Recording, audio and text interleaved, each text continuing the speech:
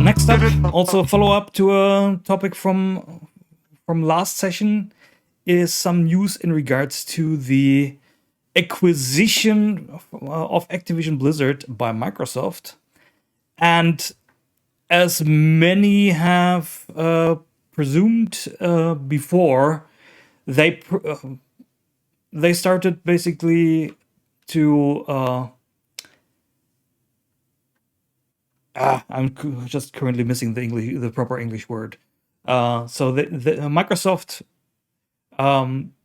took the opportunity of Activision Blizzard having issues, as they had the news broken last year regarding the employee harassment issues, and then when the news broke that the CEO of Activision Blizzard knew of that and his potential involvement in all of that, Microsoft jumped in and already started talks in regards to strategic opportunities, like it's formulated in this report, which is based on the acquisition SEC filing,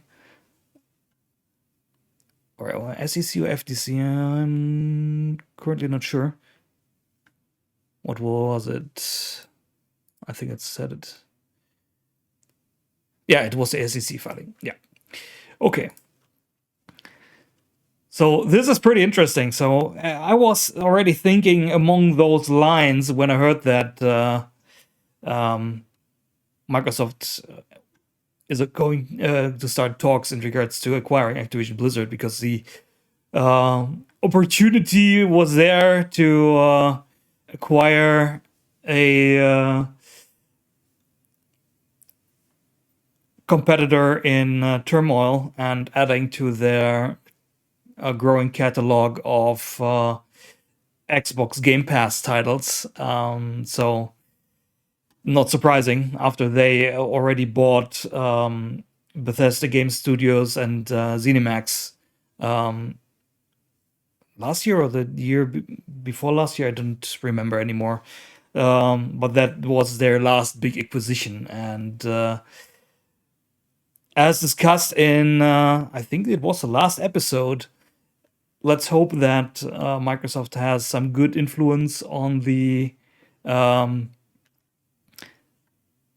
way employees are treated at Activision Blizzard, and we were going to get new and exciting games by those companies, because there's definitely a lot I am actually looking forward to from Blizzard, and